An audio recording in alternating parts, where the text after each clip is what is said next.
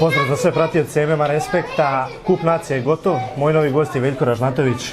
Veljko, čestitke na pobjedi. Hvala vam. Kakvi su prvi utisci? Pa, dobar meč, malo mi je žao što protivnik posle, ja mislim, da u četvrtoj rundi rekao no mas.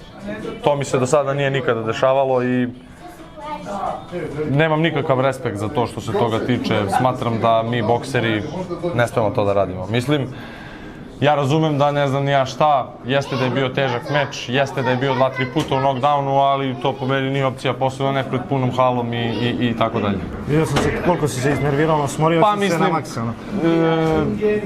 To je neki neprofesionalizam s moje strane, a i samo to što, eto, zbog moje specifične situacije, gde onako svi jedu gol na nešto i seru i ovako konj jedan da završi meč, samo to daje neukim tim ljudima još više šanse da oni neke svoje teorije zavere i ovo i ono. To je meni bilo na pameti, a ne to što se on kao on predao, ja šta da radim tu.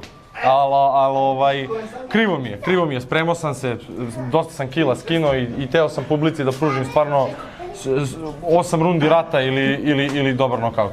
Što se tiče priprema, ko ti je najviše pomogao?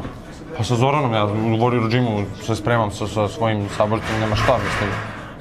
Cele pripreme sam odradio tu i tu smo svi godinama već. Da, ispratio si verovatno i ocen meč Ivana Nikolića. Kako nisam, pa ja sam bio iza kulise, što se kaže, dok je on radio prelep nokaut i oca zverka. Da, kakvi su sad planovi za 2025? 2025. ja i Jovan boksujemo u Nemačkoj početkom godine, otvaramo godinu jakim mečevima, tako da se radujem tome i radujem se malo da ne boksujem više na ovoj regionalnoj sceni. Spreman sam za veće izazove, spreman sam da krenem da pravim ozbiljnije pare od ovog sporta. Osjećam da je to, imam dobar tim oko sebe, dobre sparing partnere.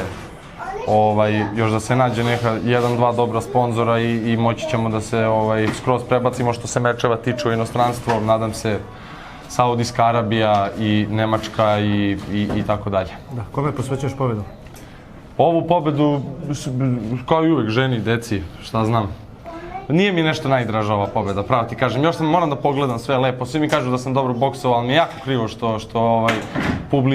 što publici nije pruženo do kraja ceo užitak, što se kaže.